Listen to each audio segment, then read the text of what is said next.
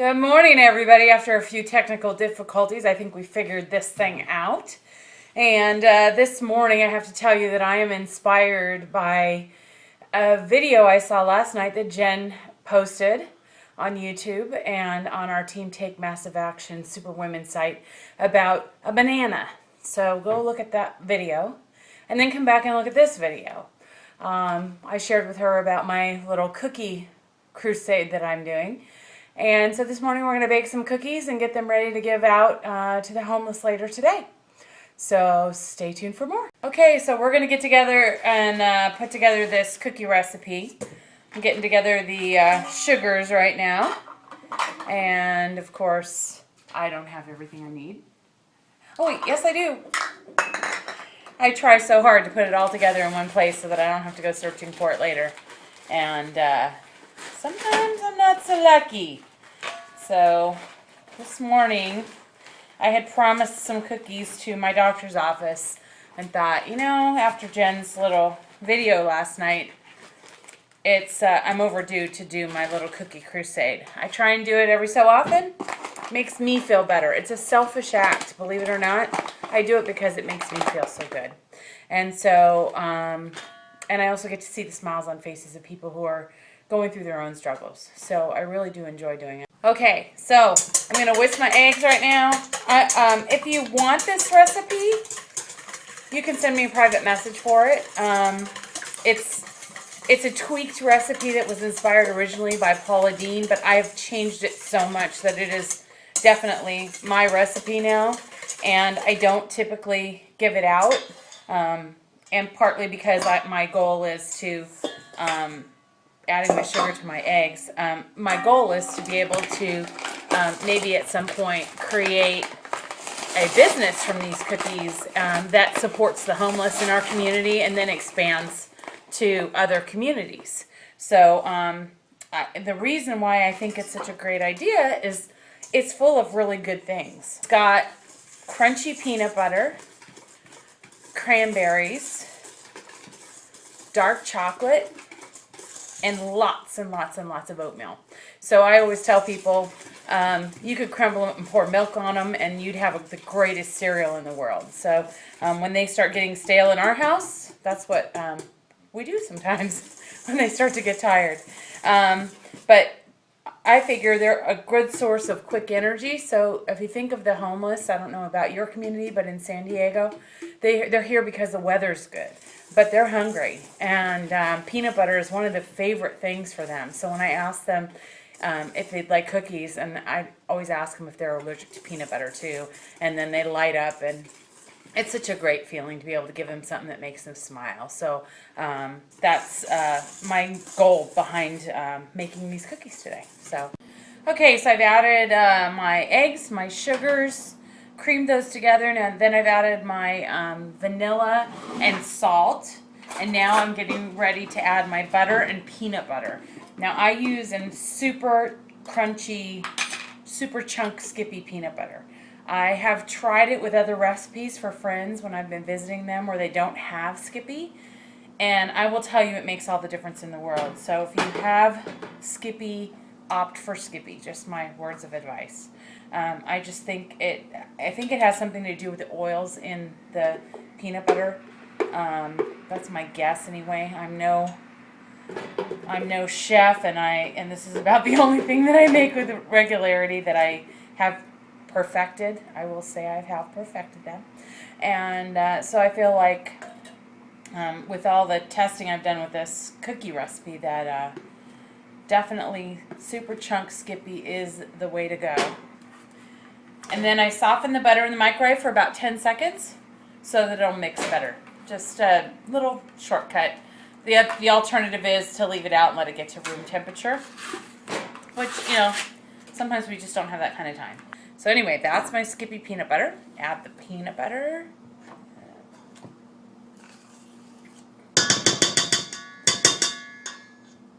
And then we'll add the butter.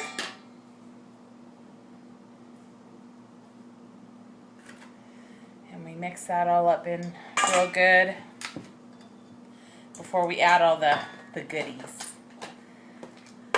I use dark chocolate, and my argument for that is it's an antioxidant, and I like the taste better. It gives it a richer, just a more decadent taste there. And I just use the Toll House morsels. Again, recipe error.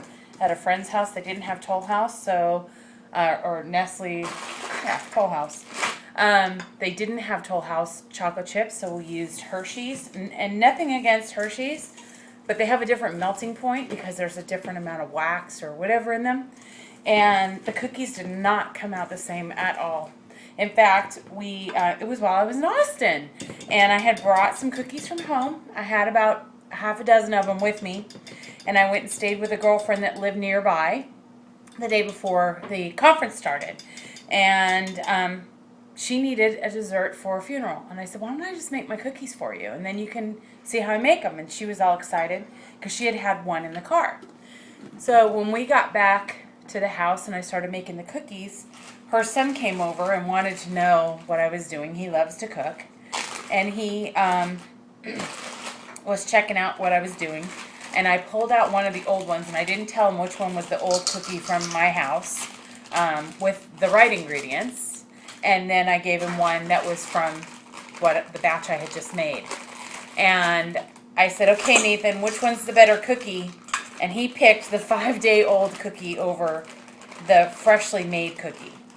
So if that tells you anything, it didn't have the right peanut butter, and it didn't have the right chocolate chips. Made a difference. So just a note to self. If you're going to make this kind of a recipe, those ingredients are important to the quality of your cookie. So I've added my peanut butter and my butter. Now I'm putting in the goodies. I'm putting in the dark chocolate. And I'll be putting in cranberries. This is where the wooden spoon comes in. The whisk will no longer work here. Put in my cranberries. And I go, my recipe calls for a 1/4 cup. I usually put a tiny bit more than that because I really love dried cranberries, so I'll throw in just a few more. Another tool of the cookie recipe, a bamboo spoon with a hole in it. Very important. It really mixes up the ingredients well. And I always mix in my chips and my cranberries before I add my oatmeal. Now, the original recipe I had didn't say to do that, but I found that I get a better, more uniform cookie by doing it this way. There is no flour in this recipe. There's only a little bit of baking soda. And so that is the last ingredient I put in, and I sprinkle that on top of the oats, and that's just so that it kind of mixes in good with the oats, so it gets incorporated. Also, quick oats, I've tried using Quaker, which I love, and I've tried using store brand, and the store brand's better. Makes a difference. I don't know why, but it makes a difference in the quality of the cookie. Now, I live in Southern California, and I shop at Vons, and so I use Vons brand, Safeway Kitchens 1 minute oatmeal. Make sure it's quick oats. It won't work if it's not. So 4.5 cups of. Okay, last ingredient is my baking soda.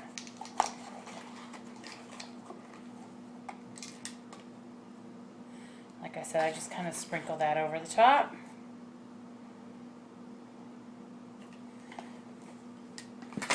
So we're ready to stir that together. This goes together very quickly, especially once you are familiar with the recipe.